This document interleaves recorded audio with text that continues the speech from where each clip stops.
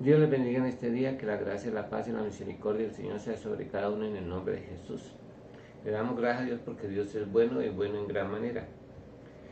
Eh, Vamos hoy a estar tratando de hacer una biografía de Jesús, solo basado en las escrituras, no en lo que dice la Biblia, no en apuntes de la historia, sino lo que dice la Biblia acerca de cómo fue Jesús y quién fue Jesús. Entonces, vamos a empezar con sus antepasados. Los antepasados de Jesús empieza con Adán. Adán es el primero de los hombres, todos descendemos de hecho de Adán.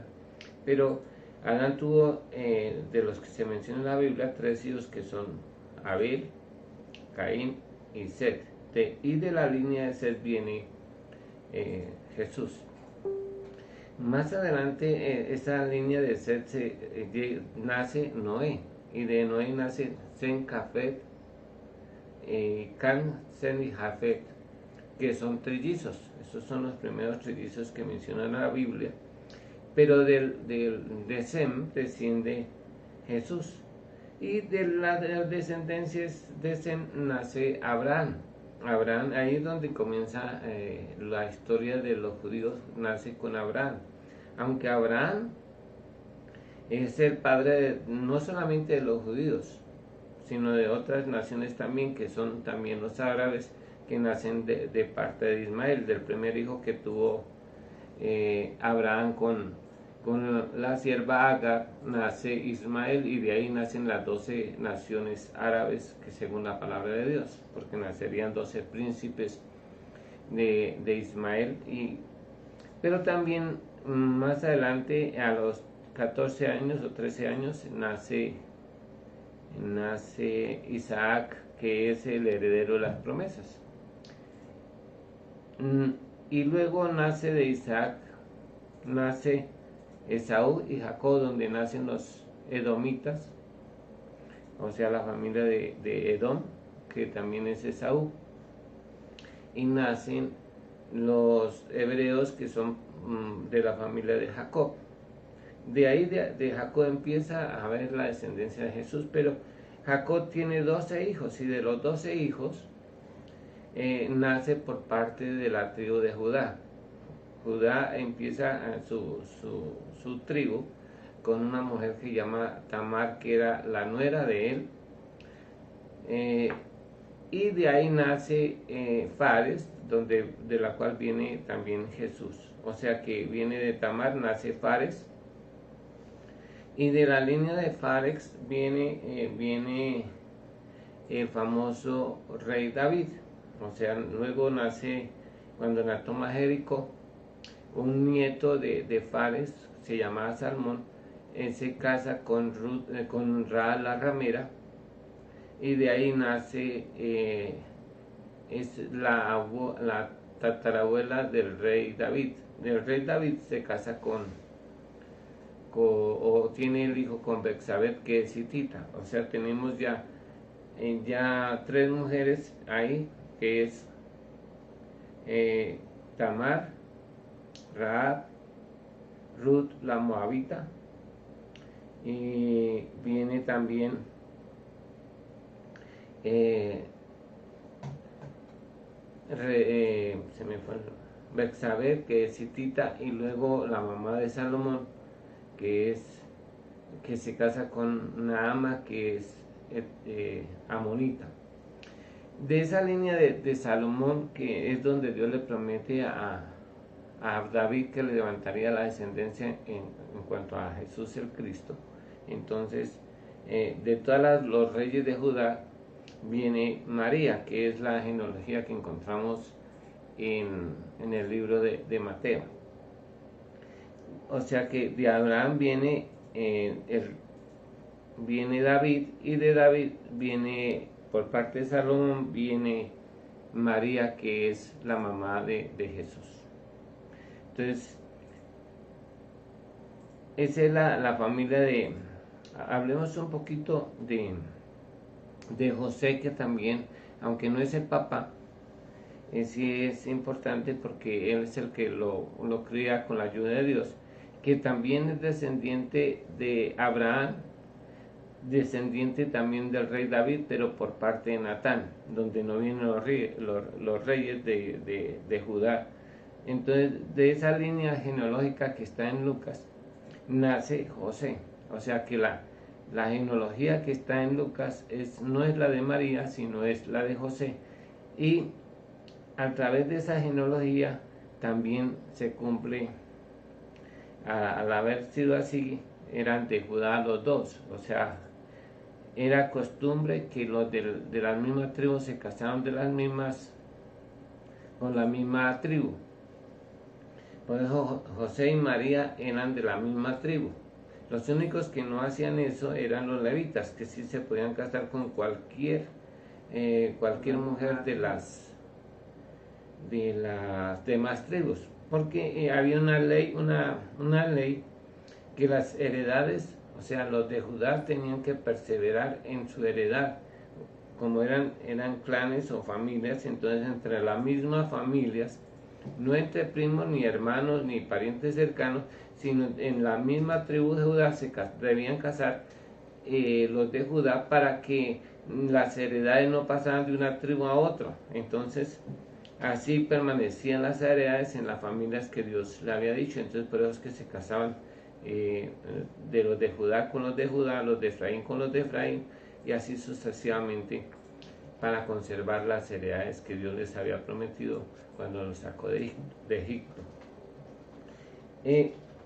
Notemos también que Jesús nace de esa descendencia, pero cuando Jesús nace, o primero es anunciado su nacimiento desde el Génesis, en el capítulo 3 de Génesis, cuando Dios le promete a la serpiente que pondrá enemistad entre ella y la mujer, entre la simiente suya y la simiente de la mujer. Allí empieza la primera promesa donde Dios hace que le va a levantar a Jesús el Mesías o el Cristo. Entonces, luego viene más adelante en el libro de Isaías, donde se confirma que no es solamente de una mujer, o porque no dice que de una mujer, sino de la mujer, o sea que ya estaba preparado de que era una mujer especial. No podía ser no era cualquier mujer. El artículo determina que ya estaba preparado, que Dios ya tenía pensado quién sería esa mujer, la mamá de Jesús. Más adelante en Isaías, en el capítulo 7, en el versículo 14, nos dice: y entonces la Virgen dará a luz un hijo y llamará su nombre Emmanuel. Entonces llega el momento y Dios envía al ángel Gabriel para darle la buena nueva a María, la cual juega un papel muy importante en la vida de Jesús, ya que Dios la ha escogido desde el principio para que sea la mamá de Jesús, y la ha guardado y la ha preservado para eso, para el tiempo indicado que Dios había dicho, porque todo en Dios tiene un tiempo. No es cuando la gente quiera, sino cuando se cumple el tiempo de Dios para enviar a Jesús. Nace la Virgen María y nace a través de ella Jesús. María y José han perdido sus heredades, o sea, no ha habido un año de jubileo, y ellos viven en Nazaret, que es una ciudad al norte, una aldea al norte de Israel.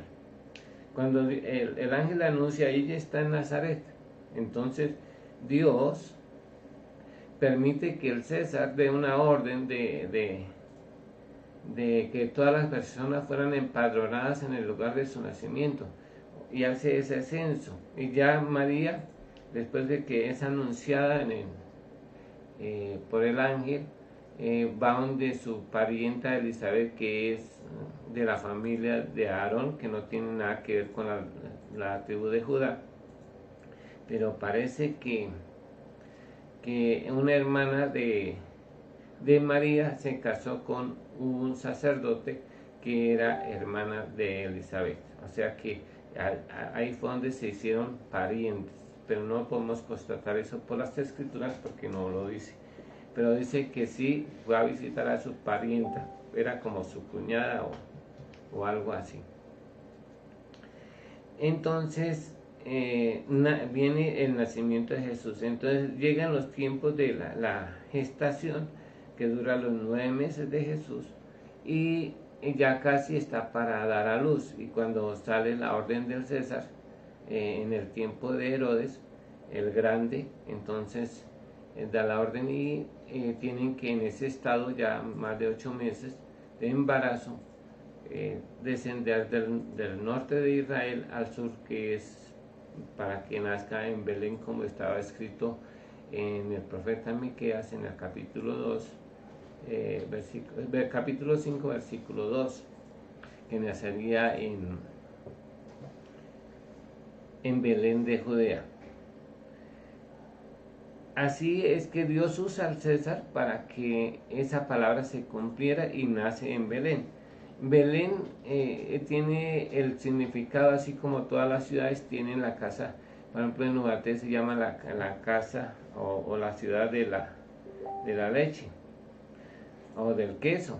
Entonces, Zipaquirá en Colombia es la ciudad de la sal. Entonces, así en Belén tiene ese nombre porque es la casa del pan. Recuerden la historia de Ruth la Moabita. Ella es en Belén y dice que allí se fabricaba el pan, o sea que era una ciudad donde había mucho trigo y abundaba, o sea, habían muchas personas que fabricaban el pan. Entonces Jesús tiene que nacer en Belén porque es la casa del pan. Entonces Jesús llega a María llega ahí, pero no hay lugar en el mesón y tiene que nacer dentro de una pesebrera para que se cumpla también lo que estaba escrito allá en el libro de Éxodo, en el capítulo 12, que Jesús es el Cordero de la Pascua. Y no siempre, pero la mayoría de las veces los corderos nacen en pesebreras, no nacen en el campo abierto, sino nacen en pesebreras. Entonces es muy importante que vemos ya que nace en Belén, que es la casa del pan, porque Jesús es el pan de vida que Dios dio para la humanidad. Y Jesús también nace en las horas de la noche para que se cumpliera la tipología con el pan que caía o amanecía el pan ya en el suelo y era de noche. Por eso es que Jesús nace en las horas de la noche. Y así hay muchas horas. Entonces, pero Jesús nace en la casa del pan, nace en Belén. A los 9 meses exactos nace, porque dice que se cumplieron el tiempo de nacer, o sea, a los 9 meses, y Jesús nace a los 9 meses exactos.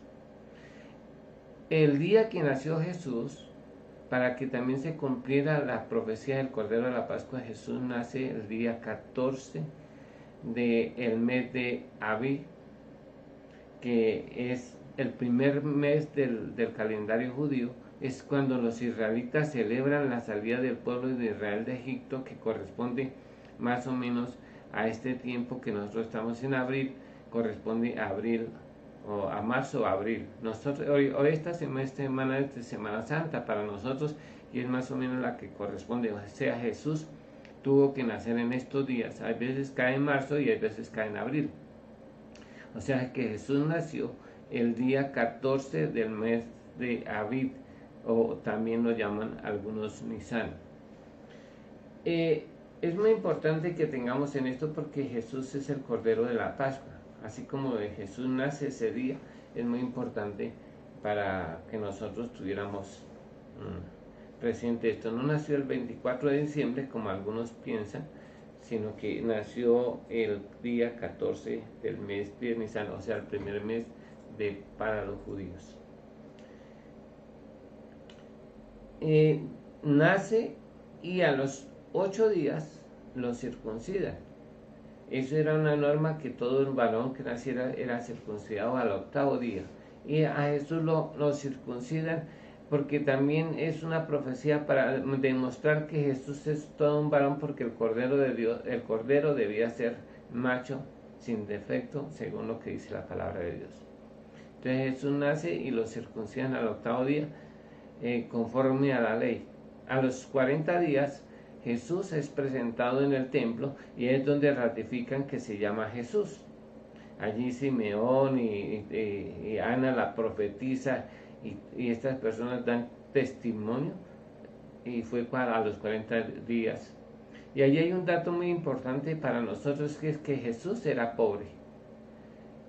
O sea, nació en un hogar pobre. Cuando se presentaron delante de Dios en el templo, trajeron fue unos palominos, y eso era la ofrenda que las personas debían, o las mujeres debían traer para su purificación a los 40 días. Debían presentarse con 2 palominos, y eso es lo que José y María traen para la purificación de María y presentar a Jesús, al niño, en el templo. Entonces a los 40 días Jesús es presentado en el templo para que se cumpla el rito de los judíos, o sea, la presentación de Jesús en el templo. Luego de allí, Jesús dice que antes de 2 años, no tenía 2 años cuando los reyes, esa noche que nace Jesús, también es visitado por los pastores que están en Belén, que están pasando las noches de verano y están en el campo. Hay una legión de ángeles que les anuncia que Jesús ha nacido. Ellos vienen esa misma noche que Jesús nace y encuentran a Jesús envuelto en pañales. Que se me había olvidado ese detalle. Que el ser envuelto en pañales nos enseña que Jesús hacía chichi y hacía popó, que es muy importante entender. O sea que Jesús era un hombre, como lo decía, lo dice la palabra del Señor. Viene Jesús antes de los 2 años es llevado a Egipto para que se cumpla la palabra de Dios, así como Israel fue llevado cautivo llegó a Egipto y fue hecho esclavo en Egipto, porque no llegó esclavo, llegó libre, pero en Egipto fue esclavo por más o menos 300 o 200 años, no sabemos cuánto exactamente, pero los convirtieron en esclavos. Y había esa profecía, dice, de Egipto llamé a mi hijo, y no está hablando de Israel, sino está hablando de Jesús. Entonces Jesús, esa noche el ángel Gabriel le dice a José que debe llevar al niño a Egipto. Entonces él se va de noche y lleva a Jesús a Egipto. Allí permanece hasta la muerte de Herodes el Grande. Cuando ya Herodes el Grande ha muerto, entonces decide venir, enviado por el ángel, le anunció el ángel a José que se devolviera para Israel, y él decide ir a Nazaret, donde antes él estaba viviendo con María, para que se cumplieran también las escrituras que dice que sería llamado Nazareno. Entonces él llega a ser llevado por sus padres, por José y María, a Nazaret. Pero se me olvidó también un pequeño detalle allí, que es que Jesús también es hijo de Dios. Cuando es concebido por el Espíritu Santo, Jesús es el Hijo de Dios, porque fue engendrado por Dios Padre y concebido por el Espíritu Santo, que lo hace diferente a nosotros en ese aspecto, porque por parte de María, al ser concebido por María, ella lo hace, permite que tenga Jesús un cuerpo, un alma y un espíritu, y un hálito de vida también. Pero por parte de Dios, que Dios es su Padre, entonces él nace con otras cualidades o características diferentes a nosotros. Nosotros nacimos en el reino animal, Jesús nace en el reino de Dios, porque el que es nacido de la carne, carne es, y el que es nacido del Espíritu, Espíritu es. Eso significa que también Jesús no era como nosotros, un hombre carne con naturaleza pecaminosa, sino que era un hombre espíritu. Eso le da una ventaja sobre nosotros, y es que la palabra de Dios es espíritu. Y entonces nace Jesús y es un hombre espíritu con la capacidad de entender las escrituras. Entonces porque la palabra es espíritu, mis palabras son espíritu y son vida, y la palabra también es espíritu. Entonces cuando él la lee, le puede poner el sentido, y el sentido común a las escrituras, y que es otro factor, que él aprendió a leer y a escribir también. Aunque no estudió en ninguna universidad, no se cuenta que haya estudiado en la universidad o en un colegio, pero sí, todo judío aprendía la ley desde los 5 años. Se le estaba enseñando la ley a los niños, y era enseñada generalmente por la madre o por el papá. En el caso de Jesús, nace con naturaleza divina, nace salvo por causa de ser hijo de Dios, nace santo, nace salvo, nace siendo un hombre espíritu y perteneciendo al reino de Dios, que es muy importante que lo tengamos, que eso es lo que recibe de parte de Dios, es esa naturaleza divina. O sea que era un hombre, espíritu e hijo de Dios. Continuamos con a los 12 años, o sea, regresa a Nazaret, allí empieza a aprender una profesión que dicen que era carpintero, aunque han dicho que realmente Jesús no era carpintero, aunque en la Biblia registra y lo tradujeron como carpintero. Jesús aprendió el arte de la construcción.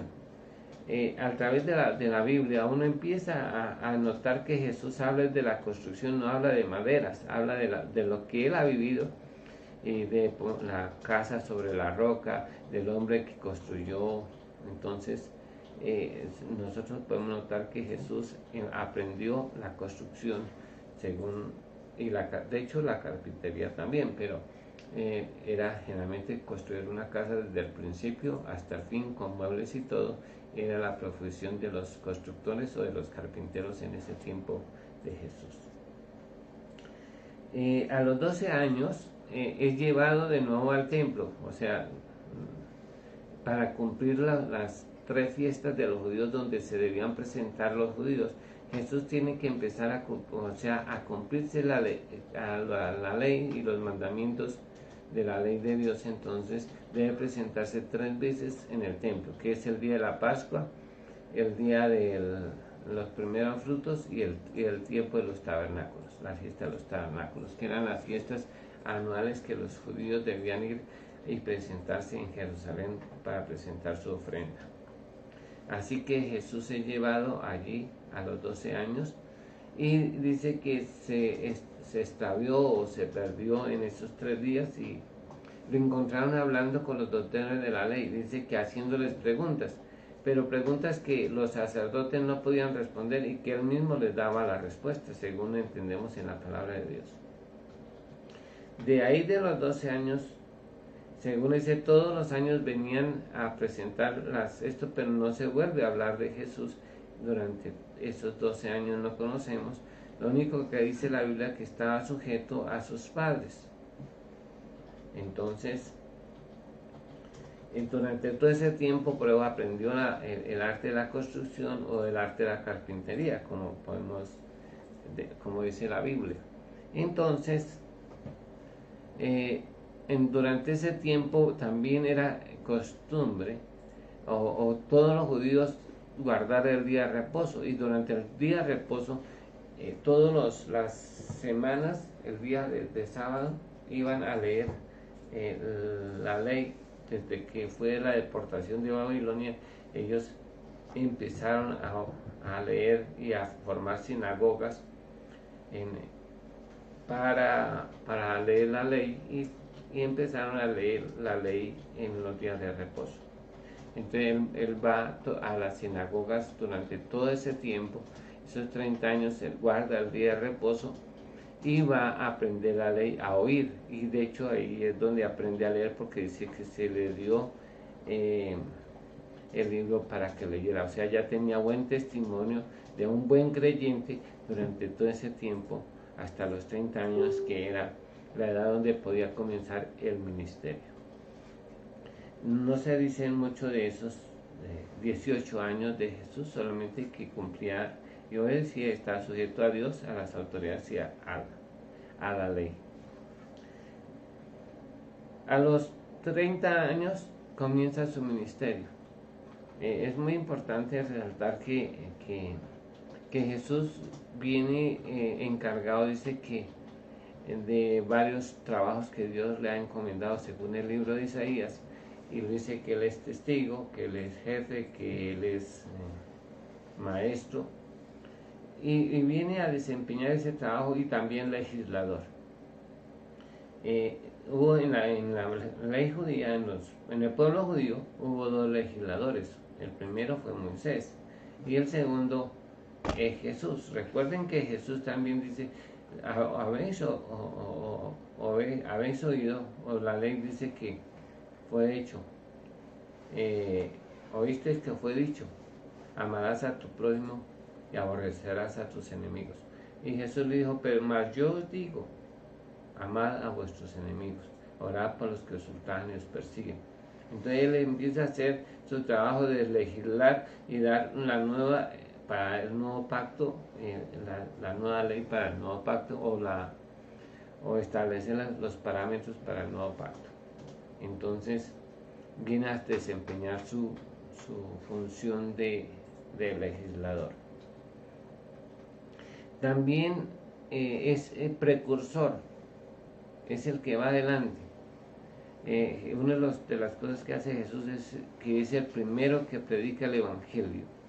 Al predicar el Evangelio, se convierte en el precursor del nuevo pacto. Empieza a hablar del reino de los cielos y se convierte en el precursor del reino de los cielos. El primero que inicia ese trabajo. Por eso en Hebreo todo dice que Jesús fue el primero que predicó el Evangelio, es el precursor del Evangelio. También como maestro, en la Biblia estaba diseñado que Jesús sería el maestro por excelencia. De hecho, los judíos esperaban, dice que, y los samaritanos nos decían que la salvación viene de los judíos. Claro que se nos pasó un poquito de detalle, ya que llegó ahí, voy a hablar un poquito de eso, de la sangre de Jesús. Por nacimiento Jesús era israelita o hebreo, por nacimiento, porque nació en la tierra de Israel, y por nacimiento, si yo nazco en Colombia, soy colombiano, si alguno nace en Venezuela, es venezolano. Jesús por nacimiento era israelita o judío o hebreo por nacimiento, pero por sangre es una cosa muy importante que se me iba pasando, el detalle de la sangre de Jesús. Jesús, la verdad, según las palabras de Dios, era samaritano.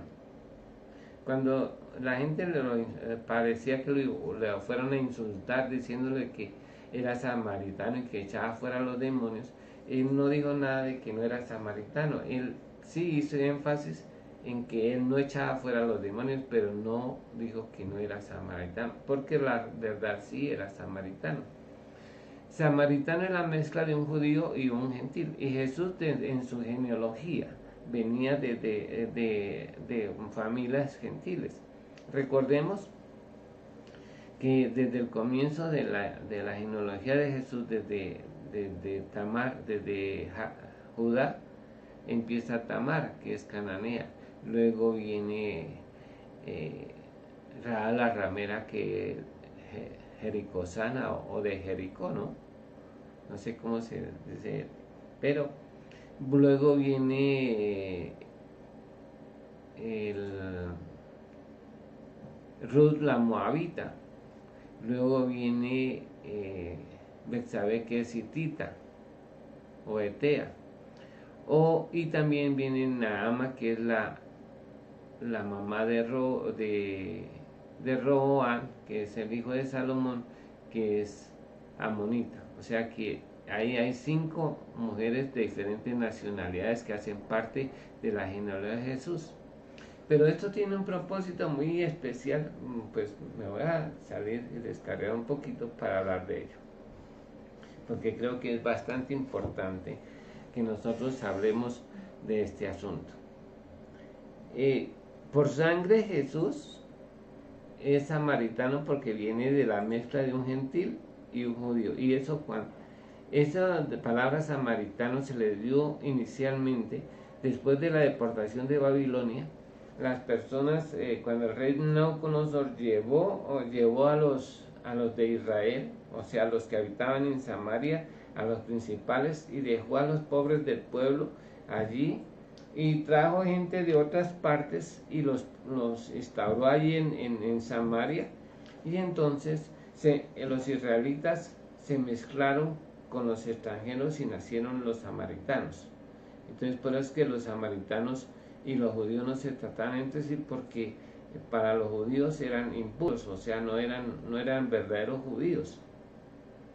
Entonces, con la línea genealógica de Jesús, al nacer Jesús de la sangre de estas mujeres, que vienen con la línea de sangre de estas mujeres gentiles, Jesús por parte de Jacob es judío, por parte de las mujeres es gentil, y por parte del cruce es samaritano.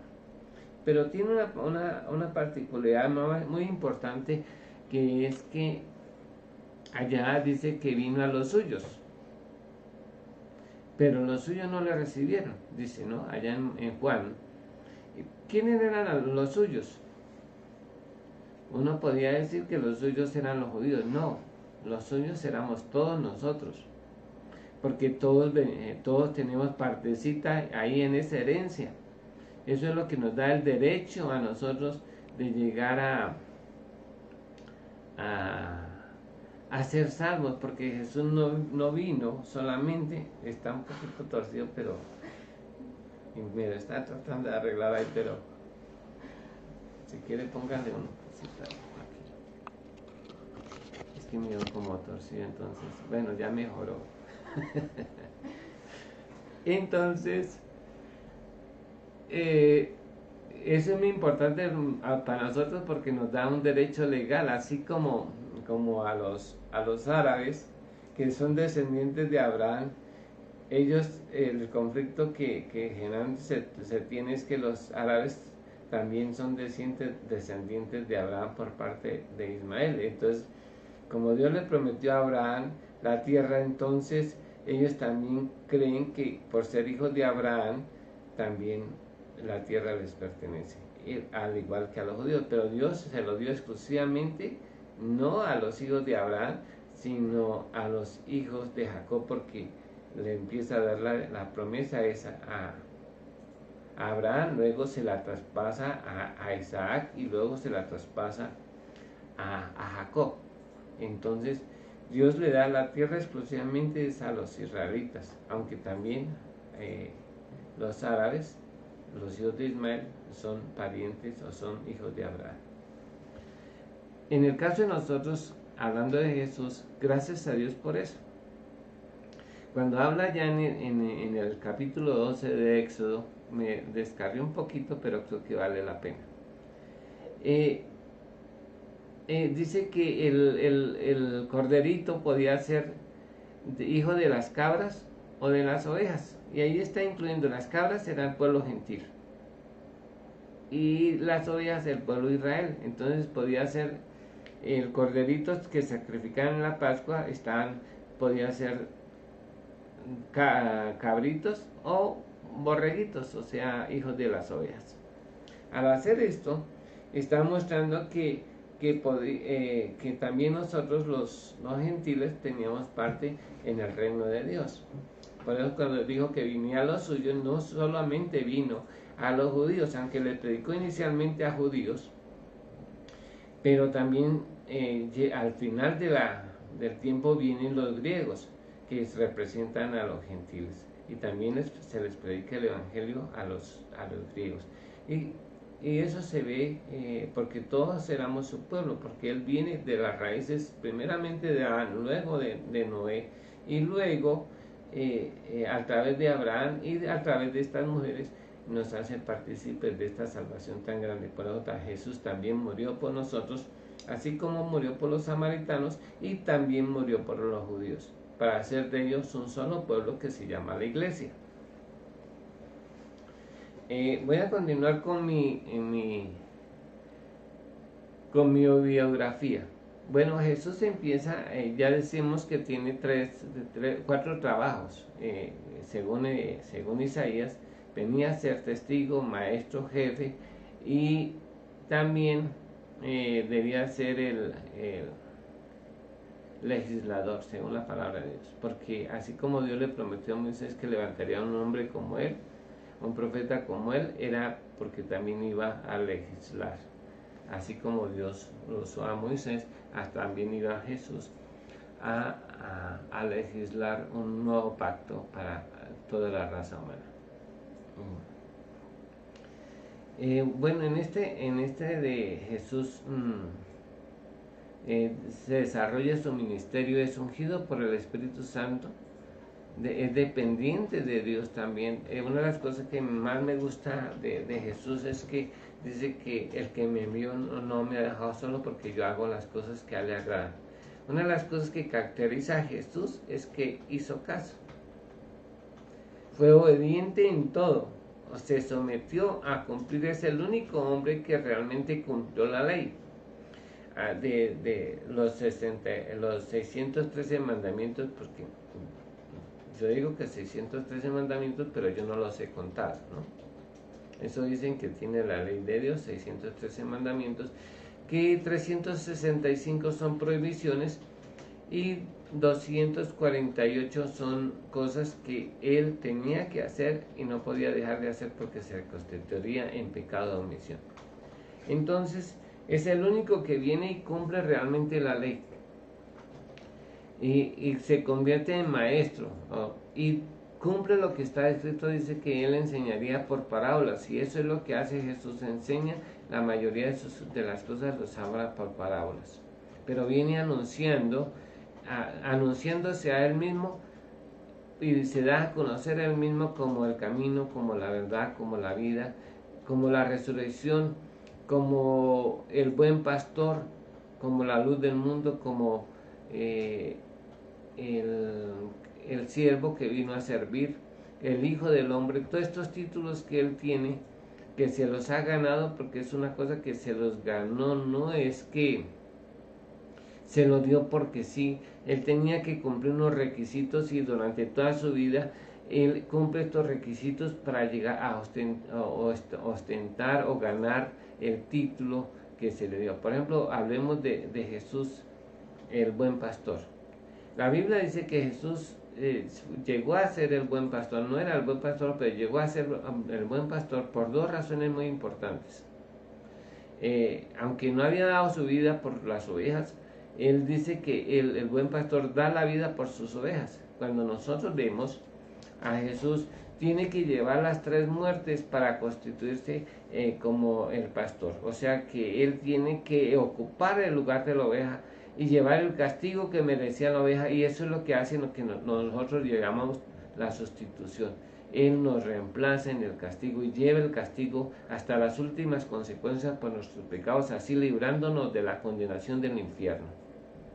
Porque él tuvo que pagar la muerte espiritual, la muerte física y la muerte perpetua para que nosotros pudiéramos ser salvos. Así él ocupa el lugar de la oveja y lleva el castigo de nuestros pecados hasta el final.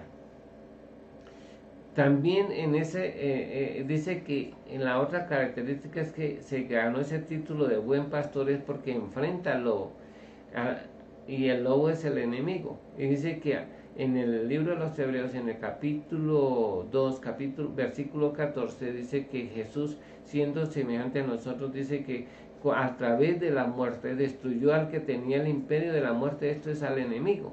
Entonces Jesús, cuando uno mira a Jesús, la gente piensa que el enemigo fue el que instó a la multitud a que crucificaran a Jesús, pero eso era lo que menos quería el enemigo, era que a Jesús lo crucificaran, porque así se cumpliría la palabra, y entonces ahí perdería su trono. Sí instó a las personas a Jesús a hacerlo rey. Por eso dice que cuando les dio el pan, instó a la gente a que lo hicieran rey. Pero para que muriera de viejito, no muriera en la cruz. Él no quería y no permitía que No quería que muriera conforme a las Escrituras, porque así dejaría. Cuando lo tentó, le ofreció todos los reinos del mundo para impedir que Jesús muriera conforme a las Escrituras. Cuando Jesús le dice a Pedro que es necesario, empieza a anunciar su muerte, que es necesario que él padezca, en boca de Pedro pone las palabras que dicen: no, maestro, ¿cómo te va a permitir que suceda eso? Porque él no quería que Jesús muriera conforme a las Escrituras, porque al Jesús morir conforme a las Escrituras, se destruiría su imperio de muerte. Por eso es que Jesús vino a darnos vida en abundancia y vida eterna.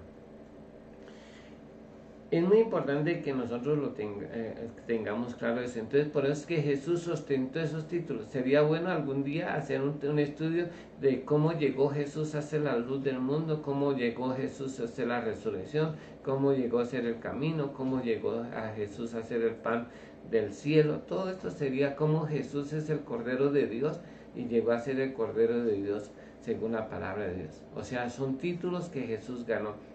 Es el que más títulos ha tenido en la historia, y yo creo que ha sido Jesús. Desde el renuevo, el Cordero de Dios, el Cordero que quita, el Cordero Pascual, la víctima, el Cordero del sacrificio, y todas estas cosas que Jesús ostentó, todos estos títulos: el Hijo de Dios,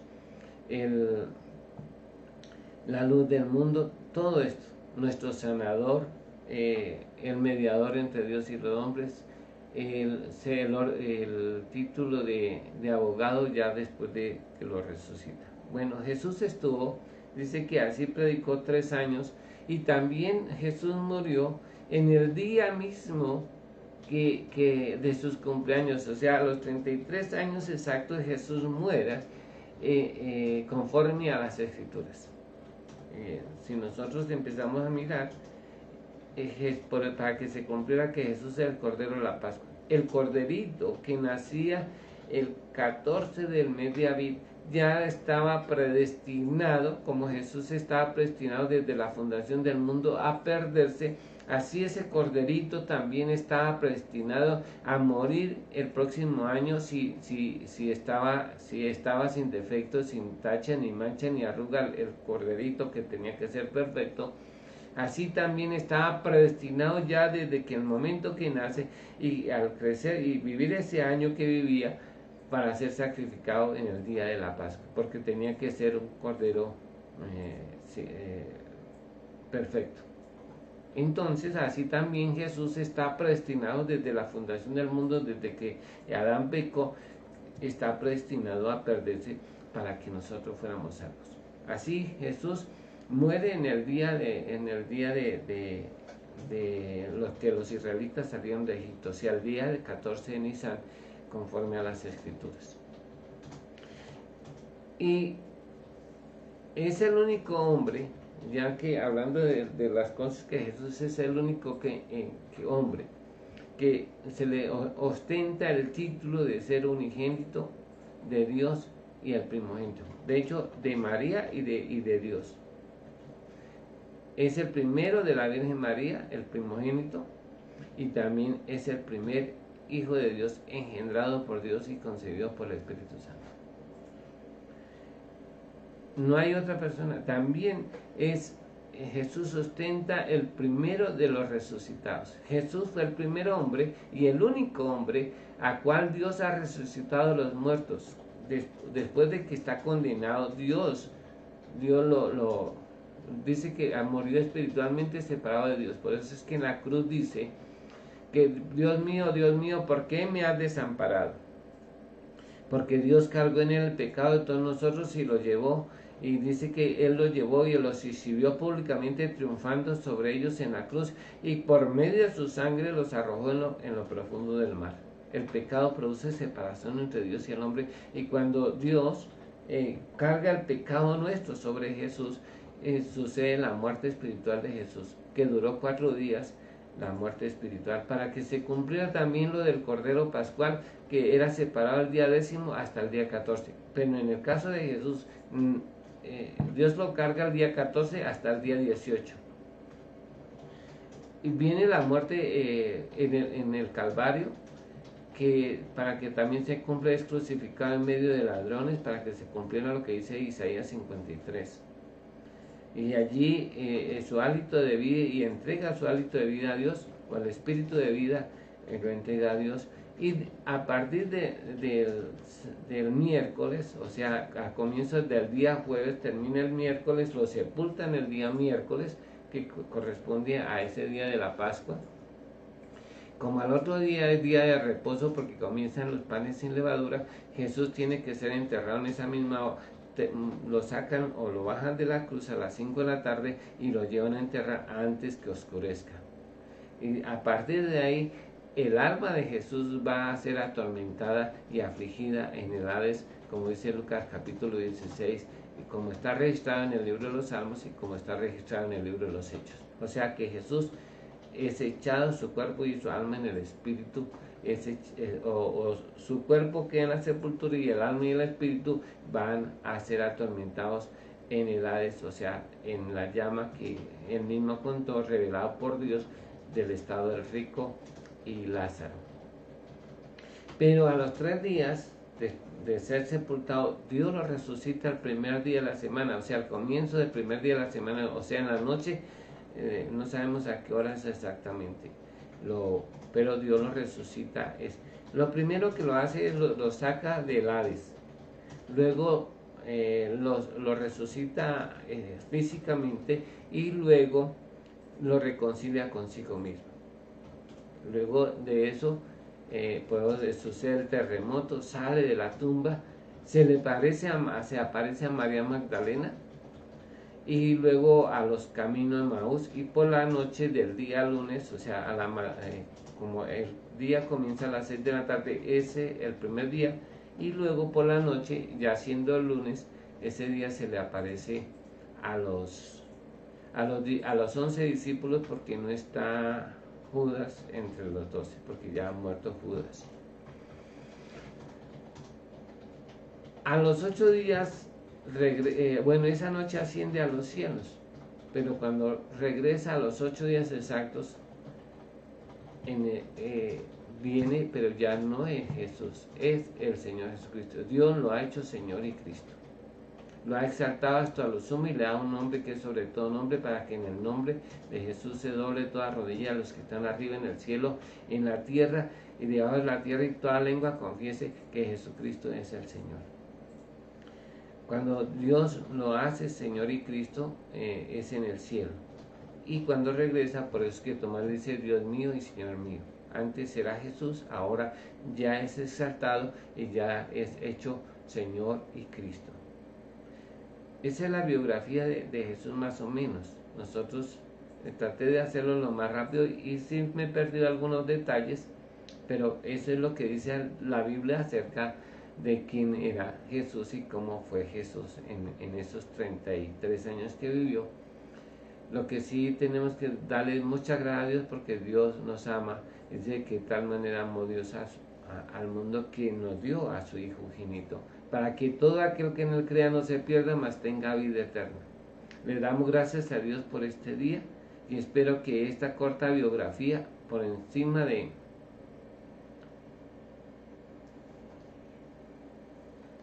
¿faltan 10? Nos sirva para conocer a Dios y conocer un poquito más a Jesús.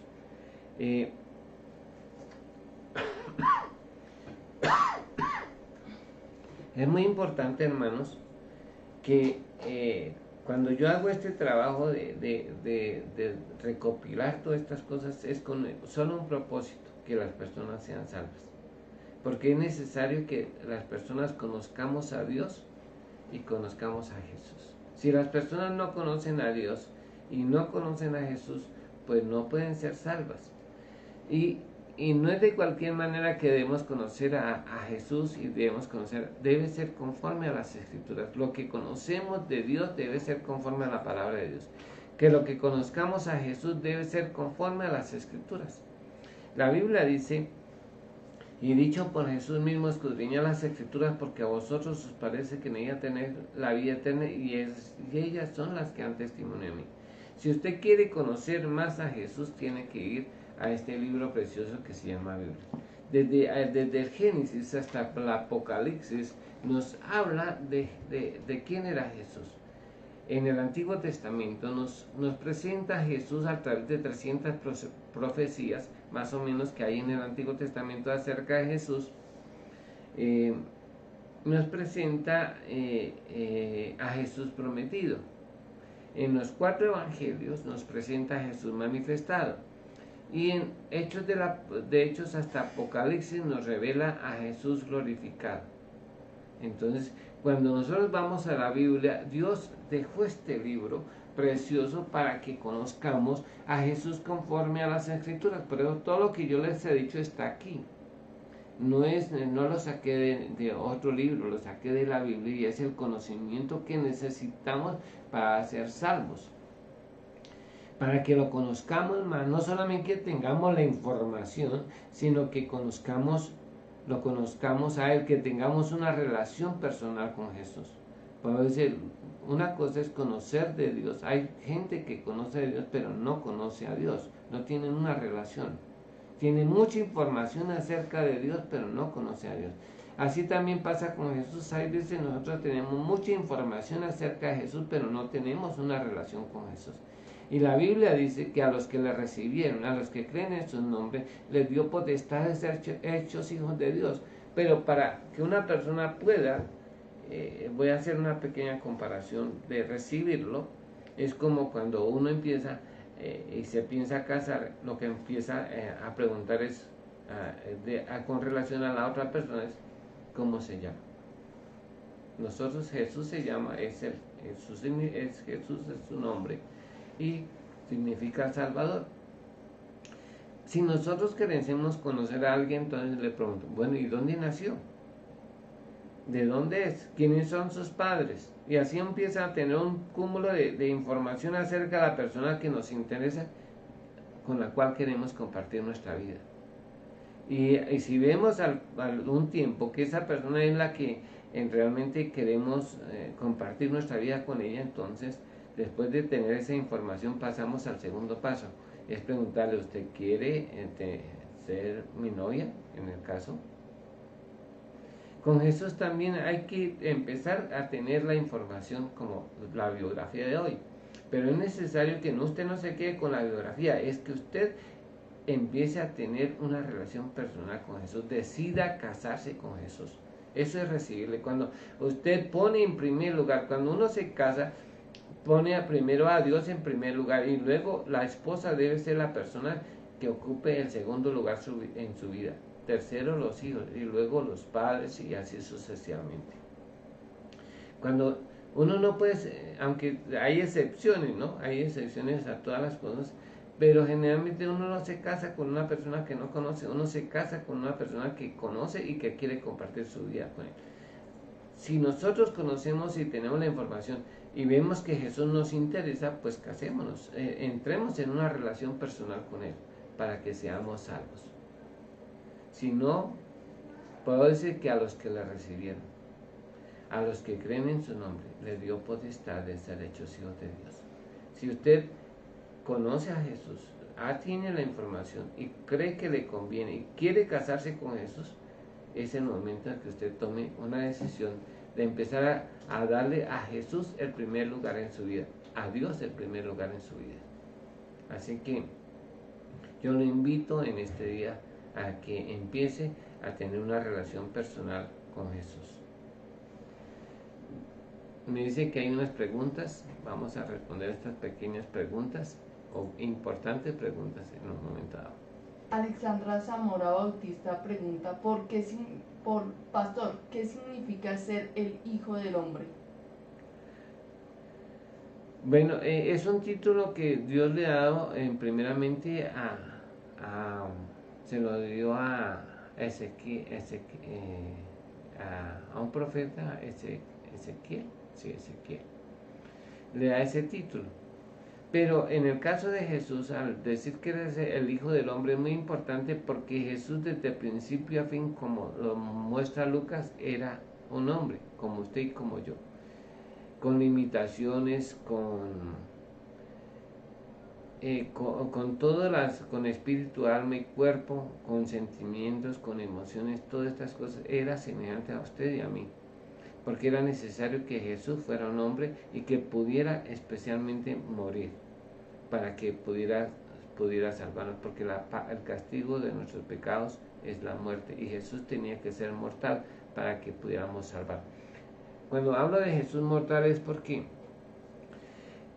primero, porque si no hay derramamiento de sangre, no hay remisión del pecado. Y Jesús tuvo que derramar su sangre para que nosotros fuéramos, a través de su sangre, fuéramos redimidos y nuestros pecados fueran cubiertos.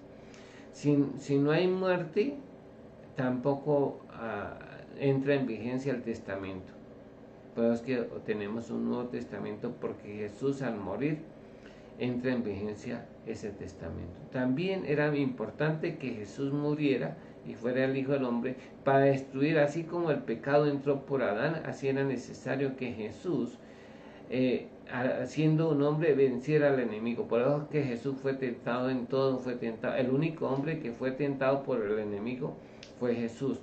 Y también fue tentado por los hombres y fue hallado perfecto. Por eso es que Jesús tenía que ser un hombre para poder ser tentado en todo y pudiera compadecerse también de nosotros que somos tentados.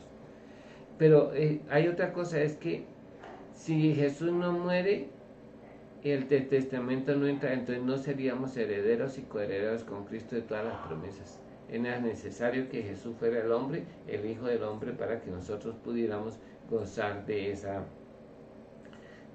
herencia que empieza porque Dios nos hace, somos hechos hijos de Dios y tenemos un Padre responsable. Y de todas las promesas que hay en las Escrituras que son para nosotros. Pero también era muy importante que Jesús fuera el Hijo del Hombre para que pudiera morir, como dije antes, para llevar el castigo de nuestros pecados y salvarnos de la condenación en el infierno. Pero también era necesario que Jesús fuera un hombre para que por medio de su muerte destruyera al que tenía el imperio de la muerte, esto es al enemigo. La única manera de destruir el imperio al que tenía el imperio de la muerte, esto es al enemigo o al diablo, que no me gusta mencionarlo, era a través de la muerte. Por eso es que dice Hebreos 2:14 que era semejante en todos nosotros, pero sin pecado, y para destruir por medio de la muerte al que tenía el imperio de la muerte, esto es al enemigo. Por ahora es necesario que Jesús fuera un hombre y fue llamado el Hijo del Hombre. ¿No hay más preguntas? Bueno, agradecemos, hermana Alexandra, me alegra mucho. Hace años no la veo, pero me alegra mucho. Me saluda a su mamá, a sus hermanos. Dios les bendiga y gracias por su pregunta. Vamos a orarle al Señor en esta hora y darle gracias a Dios porque Él es bueno y bueno en gran manera. Eterno Dios y Padre Todopoderoso, Creador del cielo y de la tierra, te damos gracias por este hermoso día que ha salido ya el sol. Y este es el día que Jehová nuestro Dios creó. Gracias por este hermoso día de vida que nos das, que podamos estar en tu presencia, Señor, porque tú estás con nosotros y no nos has dejado solos, ni huérfanos, ni desamparados. Gracias por tu Hijo Jesús, porque Dios cargó en él el pecado de nosotros y ahora somos justos delante de Dios, no por nuestras obras, sino por la vida, el nacimiento, la vida y la muerte y la resurrección de nuestro Señor Jesucristo. Señor, gracias a ti por ese hombre Jesús que lo dio todo sin esperar nada a cambio por nosotros. Señor, ayúdanos a tener un compromiso real con Jesús y que lo conozcamos y que nos casemos y lo recibamos en nuestro corazón, como dice tu palabra, porque a los que le reciben los haces hechos hijos de Dios, los engendras, no los adoptas, sino los engendras, no de voluntad de Dios, de los hombres, sino de Dios. Señor, gracias a ti por todos mis hermanos. Espero, Señor, que la fe no le falte y que si están enfermos por la llaga de Jesús sean sanados en el nombre de Jesús, y también que no tengan falta de ningún bien, que guarde sus corazones y sus pensamientos en completa paz en el nombre de Jesús, y que Cristo sea formado en cada uno de ellos en el nombre de Jesús, y que crezcamos cada día en el conocimiento de Jesús y de Dios nuestro Padre, en el nombre de Jesús. Amén y amén. Hermanos, muchas gracias, Dios les bendiga. Nos vemos con la ayuda del Señor mañana a la misma hora en el mismo canal con la ayuda de Dios.